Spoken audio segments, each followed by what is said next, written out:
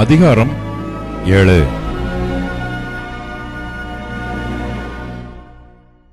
கர்த்தர் நோவாவை நோக்கி, நீயும் உன் வீட்டார் அனைவரும் பேழைக்குள் பிரவேசியுங்கள். இந்த சந்ததியிலே உன்னை எனக்கு முன்பாக நீதிமானாக கண்டேன். பூமியின் மீதெங்கும் வித்தை உயிரோடே காக்கும் பொருட்டு நீ சுத்தமான சகல மிருகங்களிலும் ஆணும் பெண்ணுமாக எவ்வேழு ஜோடும், சுத்தமல்லாத மிருகங்களில் ஆணும் பெண்ணுமாக ஒவ்வொரு ஜோடும், ஆகாயத்து பறவைகளிலும் சேவலும் பேடுமாக எவ்வேழு ஜோடும் உன்னிடத்தில் சேர்த்துக்கொள். இன்னும் 7 நாள் சென்ற பின்பு 40 நாள் இரவும் பகலும் பூமியின் மேல் மழையை வருஷிக்க பண்ணி, நான் உண்டாக்கின ஜீவ ஜந்துக்கள் அனைத்தையும் பூமியின் மேல் இராதபடிக்கு நிக்கிரகம் பண்ணுவேன் என்றார். நோவா தனக்கு கர்த்தர் கட்டளையிட்டபடியெல்லாம் செய்தான். ஜலப்பிரளயம் பூமியின் மேல் உண்டான போது நோவா 600 வயதாயிருந்தான். ஜலப்பிரளயத்துக்கு தப்பும்படி நோவாவும் அவனுடைய கூட அவன் குமாரரும் அவன் மனைவியும் அவன் குமாரரின் மனைவிகளும் பேழைக்குள் பிரவேசித்தார்கள்.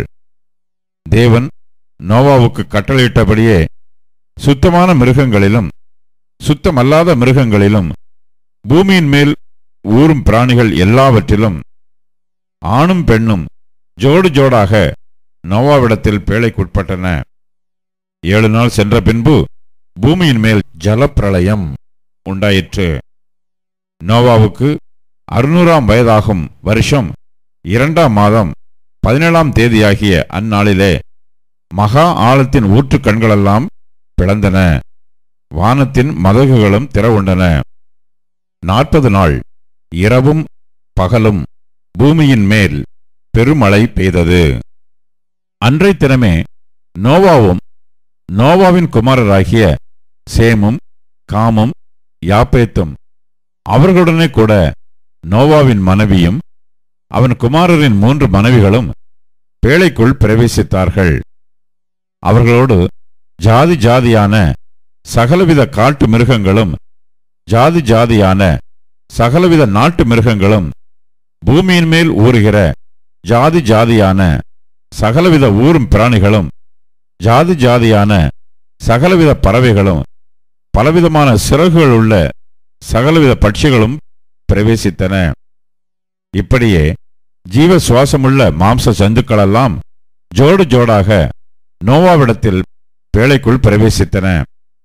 தேவன் அவனுக்கு கட்டளையிட்டபடியே ஆணும் பெண்ணுமாக சகலவித மாம்ச ஜந்துக்களும் உள்ளே பிரவேசித்தன. அப்பொழுது கர்த்தர் அவனை உள்ளே விட்டு கதவை அடைத்தார். ஜலப்பிரளயம் 40 நாள் பூமியின் மேல் உண்டான போது ஜலம் பெருகி பேழையை கிளம்ப பண்ணிற்று. அது பூமிக்கு மேல் மிதந்தது. ஜலம் பெருவெள்ளமாகி பூமியின் மேல் மிகவும் பெருகிற்று. பேழையானது ஜலத்தின் மேல் மிதந்து கொண்டிருந்தது. ஜலம் பூமியின் மேல் மிகவும் அதிகமாய் பெருகினதினால் வானத்தின் கீழ் எங்குமுள்ள உயர்ந்த மலைகளெல்லாம் மூடப்பட்டன. மூடப்பட்ட மலைகளுக்கு மேலாய் 15 முழ உயரத்திற்கு ஜலம் பெருகிற்று. அப்பொழுது மாம்ச செந்துக்களாகிய பறவைகளும் நாட்டு மிருகங்களும் காட்டு மிருகங்களும் பூமியின் மேல் ஊறும் பிராணிகள் யாவும் எல்லா நர ஜீவன்களும் பூமியின் மேல் சஞ்சரிக்கிறவர்கள் யாவும் மாண்டன. வெட்டாந்தரையில் உண்டான எல்லாவற்றிலும் நாசில ஜீவ சுவாசம் உள்ளவைகள் எல்லாம் மாண்டு போயின. மனுஷர் முதல் மிருகங்கள் ஊறும் பிராணிகள் ஆகாயத்து பறவைகள் பரியந்தமும் பூமியின் மேல் இருந்த உயிருள்ள வஸ்துக்கள் யாவும் அழிந்து அவைகள் பூமியில் இராதபடிக்கு நிக்கிரகமாயின. நோவாவும் அவனுடைய பேழையில் இருந்த உயிர்களும் மாத்திரம் காக்கப்பட்டன. ஜலம் பூமியின் மேல் 150 நாள் மிகவும் பிரவாகித்துக் கொண்டிருந்தது.